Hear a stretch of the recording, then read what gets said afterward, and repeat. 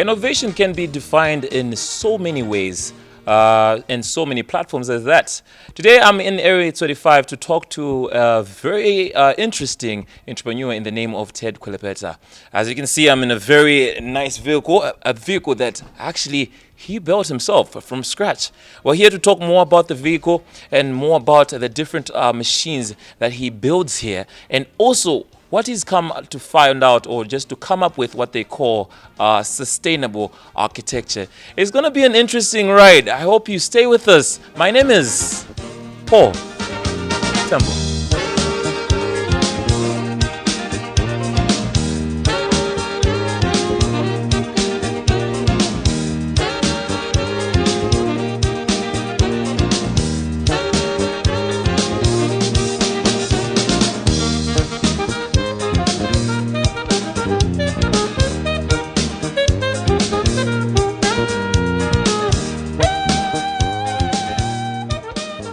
Welcome one and all. We did say that we are talking to someone very interesting in the name of Ted Kwelepeta, who is an entrepreneur and who is in the construction and innovative scene.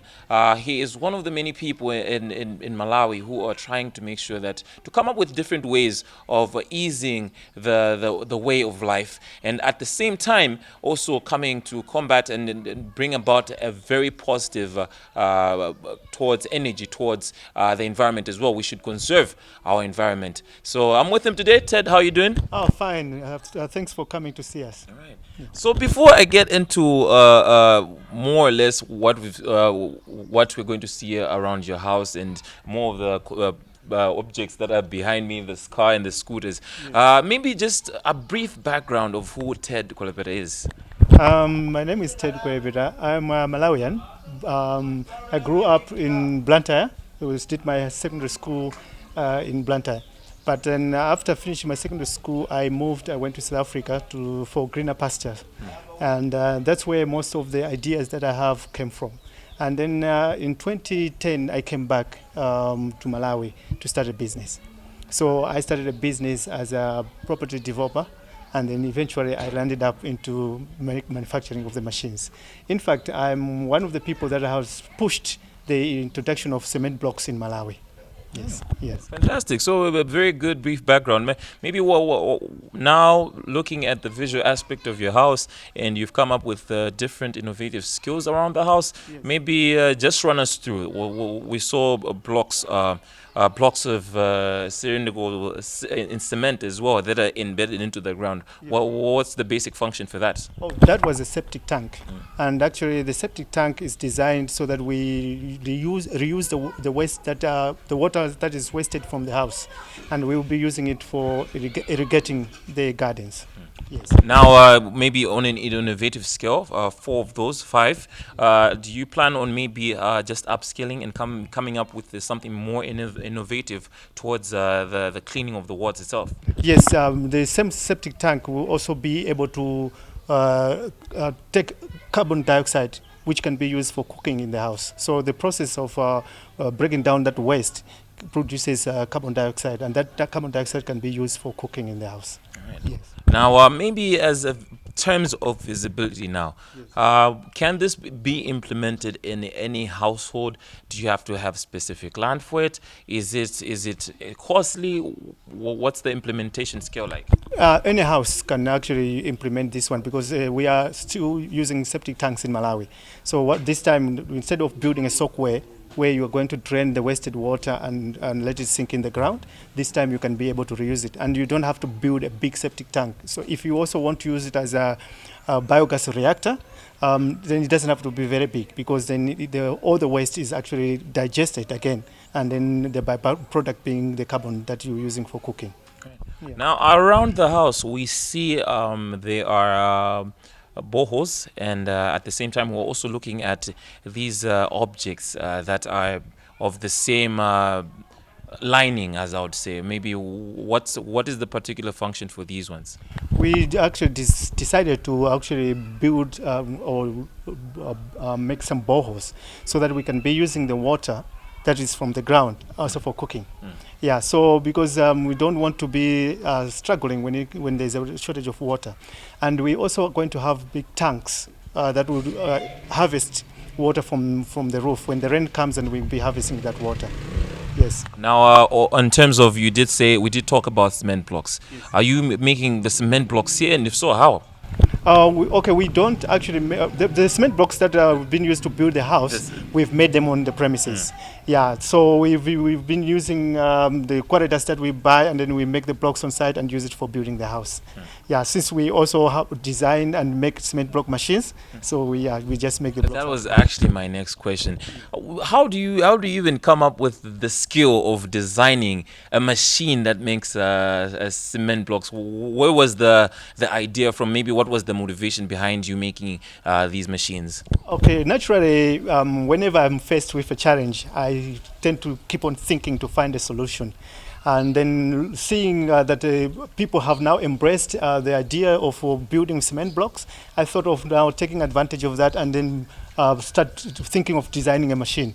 So thank God we have the internet where I've learned all these ideas. Now I'm able to make a machine that can produce cement blocks. In fact, at the moment, I can say we are the only company that is making mechanical machines in Malawi. Yes. Now you coming away from that, you're into the mechanics now. I've also seen that you built yourself a windmill there. How's it functioning around the space? Okay, the windmill was an idea that was sent to me by a client who wanted me to build a windmill for his farm. So we built that windmill, and actually it was working. The only thing is that the customer never came again to get the windmill. So at the moment I want to turn it into something that can be charging our batteries on the premises. So when the wind blows, it will turn, and it will turn a dynamo which will be charging our batteries. Right. So very interesting fact, actually. As you can see already, Ted has just run us through a bit of his house. But a lot of people, I know that you are interested with what is behind me right now. So take a short breather, and Ted will maybe entangle and find out why is Ted doing all these innovative skills, where is he going with them, and what are his plans in the future. Malawi's technology scene is booming, driven largely by advancements in mobile technology, which has become an important platform for innovators beyond its simple use as a communication device. Today, Malawi's digital generation has direct access to advanced technologies and are embracing its uses born out of the deep desire to find solutions to socio-economic challenges. What is simply incredible is the emergence of promising new talents every day, sometimes from the most unusual suspects. The question is, how can Malawi leverage growing innovative and digital space to address several of its remaining development challenges? Just Click is your digital highway to everything technology for the development of Malawi. We speak technology for the socio-economic development. Tune in at these times for Just Click with Paul.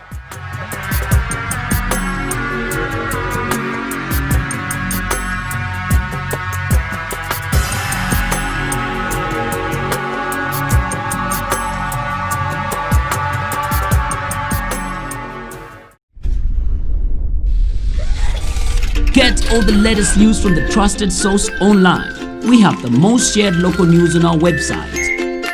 And we have a vast following on Facebook and Twitter. Subscribe, follow, like.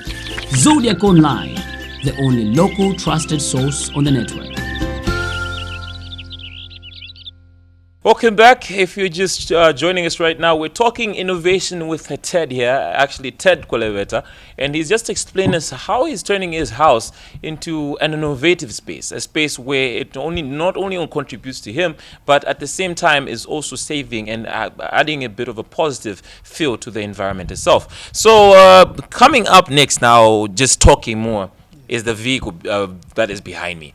Now we're talking more of this vehicle. Maybe how did you come to just to have an idea to build a vehicle? Maybe what are the mechanics that have gone for you to have this thing on the ground right now? All right. I do my promotions for my business on Facebook. And most of the things that I do, I post them on Facebook. And then somebody called me. This person was a physically challenged person, a disabled person. And he asked me if I can design a vehicle for people who are disabled in Malawi, because this community people don't actually really think about them by improvising vehicles for them so that they can move around. So he asked me if I can do it. So I said I'll try and do it. So that's where this idea of this car is coming. This car is actually going to be an electric car, so you can only just charge it using solar. So it will be very much easier for these people to be able to work with this car. Right. Yes. Now I've seen that you've come in with different types of wiring there. How's the wiring like from the back of the car and to the front of the car itself? How long did that take you for you to implement and set up? Yeah, it has taken a long time because I'm not an electrician, I'm not an engineer, so I do learn all this online. But also I've had some people that in Malawi who have helped me. I've just shared the idea, so they've helped me with the wiring. So we have one electrician who actually helped me with the wiring of the car. Yeah, so what I wanted to do was to make sure that this car can be roadworthy. It can be allowed to drive on the roads of Malawi. So it has got everything that you need, like the indicators, the hazards, and the reverse lights, and all those things that you need when you want to move a car on the road. It's got brakes, which we are using, we actually from the motorcycle brakes, so that will be put on there. So it will have proper brakes. The only thing maybe we won't have is the airbag. The airbag itself. So the frame of the car itself, you also made this from scratch?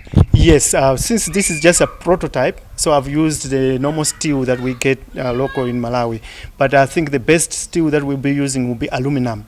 But we can't get aluminum now, but once we finish with the prototype and it passes, the next cars that we're going to be making, that will use aluminum. Yes. All right.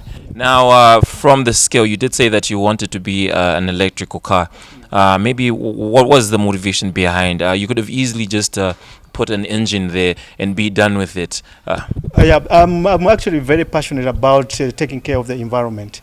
If we use this electrical car, so we are not going to have any negative impact on the environment, like producing smoke and carbon, which will also going to affect our environment. So with the electrical cars, you don't actually have any negative impact on the environment, but also it's a free energy. You just have to just charge your vehicle and then you just drive away. Have you already identified how the process of the movability of the vehicle will it be automatic transition, manual, push to start, as these cars are coming in right now? Have you already found out how a person would be able to get in the car? And let's say if they want to go forward, how do they do that? Okay, the car has got what we call the brain, where everything is controlled there. So it's called a DC motor controller. It's a PMW, which is passed with modulation controller. This is the one that controls everything in terms of the speed that you want to drive, if you want to reverse, whatever you want to do with the vehicle. So it's actually almost like an automatic vehicle. You just sit in the car, you accelerate, and you release your pedal, then the car moves according to the way you want it. Yes. Now that's fantastic. Now, my main idea, I know that I would say a suggestion. I wouldn't say even a suggestion, but what I would say is that a lot of people maybe would complain, mostly in the cars that use diesel or petrol, that they ran out of gas. Yes. And also there's a scale, because the car tells you it's on the E or a half tank or a full tank. Yes. How much would a person be worried about how much electricity has gone into this car, and how is it going to be charged like frequently, or do they charge it once off for a day, you can use it and charge it the next day? Okay, the car itself will come with a package with a long cable. So if the person buys the car and he goes to work, and at the office he can just pull out the cable and connect the car to the normal grid and then charge it. It is also got an indicator that shows you how far you can drive with the power that you have, and it will also alert you that you are almost going to run out of power or energy in the vehicle. But also, if we get support, and a lot of Malawians buy our vehicle, we are going to have stations in different areas where you can just charge your car. So charging will be free, just like the way they're doing with electrical cars outside. Yes. So also thinking of a larger scale, and also wanting that this vehicle should also reach masses out there out of Malawi. Yes, we are targeting to go out of Africa, even over to overseas. So yeah, that's the dream, and I think it's possible to have this dream, and it can happen. Right. Now maybe approximate, finally, maybe on the speed. The speed with this vehicle, because I know that if I go to certain speeds, that means now the standard of the car will have to be raised even much higher.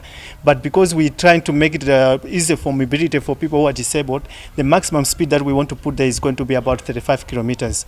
If it's having 35 kilometers, it will almost be rated as same as a bicycle. So you don't have to go through more details so that it passes for roadworthy. But if it's almost like a bicycle, it's much easier for it to pass. And we don't want the person to be like driving very fast. We just want him to come from point A to point B. Yes. That's fantastic. So, more or less, let me just move away from the vehicle a bit. Yeah. Now we're talking about a little scooter that I see behind me there. Maybe what was the idea behind that? Yeah, the scooter is also the same upgrade of the vehicle that we're making for the disabled people, because as you can see, the way this vehicle is, not everybody is going to afford it. But now we're trying to come up with another affordable means of transport. So the scooter, eventually, it will be something that one can just ride and go to the market to buy things that they want, and they also don't have to be so much of a bigger vehicle. So that's why we came up with the scooter. So we will be coming with more and more type of innovations that will revolve around the same electrical vehicle. Right. Yes. Now, on the left-hand side, or my right, left, your left, we see now this is one of the machines you were talking about. The cement, the machines that make cement. Yes. So how do you come up with a framework like that exactly, and attach the wheels there? And how does it function? Like I said before, the internet has helped me a lot. I had been sitting down wanting to come up with a machine that's mechanical to actually make people to be able to produce faster. And also the previous machine that we were having was a manual. And then it was people just using it for building their house and small projects. But now we see that government is now put up banned bent bricks, use of bent bricks in their projects. And we've seen organizations like big companies, NGOs, they're also gone the same direction. So there's a big demand for cement blocks. So that's why I needed to come up with a mechanical machine. So what I used to do is go on the YouTube, and then I will be watching videos of machines, and then I start thinking. So if I watch the video over and over and over, then I start to get an idea of how I can make it. That's when it came with this machine. It wasn't easy. It was very difficult. We struggled a lot, but now we're getting better with this machine now. So basically, online reference has helped you for the longest time to come up with these different machines. Yes. I can say to the young people that you can learn anything that you want. You just have to go online and you search, you type whatever problem you have. There's actually videos that shows how the things work. Okay, on this one, there was no video that showed me how to do it, but there was a video of machines, somebody operating a machine. So I could be able to play that machine, the video over and over and over, and then get the ideas of how it works. Yes. Fantastic. Now more or less of the structure that we're in right now. Maybe it's unfinished, but what do you plan on having here? Do you plan on making more of these machines? Do you plan something more innovative of this in the future space? Yeah, Malawi is actually a country where we used to have this kind of productions, like in terms of manufacturing. We used to have companies like BNC and all those companies in those days. I want to bring and revive this spirit of manufacturing in Malawi. So what we're doing, we're not having small dreams, we're having big dreams. We're a small company, but with big dreams. In this company, we will be able to manufacture these electrical cars. We will be able to manufacture mechanical machines for cement blocks. And we're also looking into going to agriculture. So we will be making tractors, manual tractors, and even the ride-on tractor. So, and we want to be one of the companies that is producing mechanical machines in Central Africa. And maybe we might be one of the most advanced company that produces machines in Africa itself.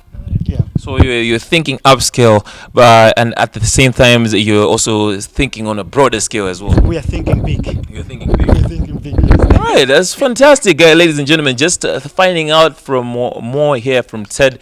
Just really, I would say, unearthing what he has been doing in his spare time. And mind you, ladies and gentlemen, he is doing it at the comfort of his own home. He's giving himself a job. He's also at the same time giving spaces, growing, so he can also provide employment for other people in the future as well.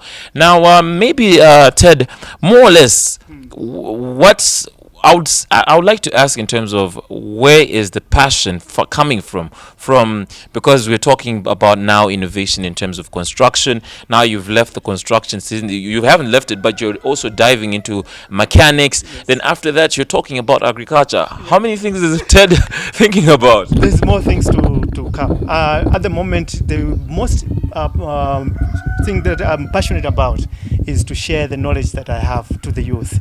So in my company, we employ young people who are from our students who come and do attachments on our company. And also, once we finish with this workshop, we want to turn it into a training center and also an innovation hub. So we will be allowing schools to bring their kids to come here and then showcase their ideas and innovations. And if they want to learn, they will be coming here to learn. So this is where we're going. We want to give back to the community so that our youth can now can be challenged to also play a role in this country. Yes. Ted Kwelepeta, ladies and gentlemen, here, an entrepreneur who has sought a dream, who has found out a dream, and he made sure that that dream should be implemented. From a man who is talking about innovation with houses in construction, at the same time he's talking about mechanics, to building scooters, to building a machine that make bricks, and to also talking about cars that will provide the much needed mobility. Ted actually is also talking about being in the agriculture space, which is very amazing. He looks like he's a jack of all trades indeed. So maybe you've got some words that you would want to give the fellow Malawian at home who is currently watching and who also wants to be a Ted Kwelepeta of sort, and maybe someone also by this time, by the watching, they've also gained an interest. What would you say? What I can say is that to the young people is that they should now open their hearts, find out what they love the most, because it's a passion. If you're passionate about something, that makes you to succeed. And Malawi has got a lot of opportunities which needs still to be explored. Our opportunities are, most of them, untapped. So it needs young people to start thinking outside the box and believing in themselves, and then finding out what is their passion. Because if you find your passion, that's when you will be able to succeed. Thank you very much, Ted, for just giving us the time to raid your house and just view different things. Most things, I've also been motivated today. I don't know if I can just go on YouTube and search how to fix a car. But indeed, ladies and gentlemen, innovative space and people coming up with different ideas just to help not only the local Malawian, but at the same time helping out with the environmental skill as well, because we are talking about environmental conservation. So that has been Ted here with a bit of innovation, just teaching us that it is possible to really love something, have a dream, and be passionate about it and make it work. And until next time, ladies and gentlemen, it's been Portembo. Goodbye.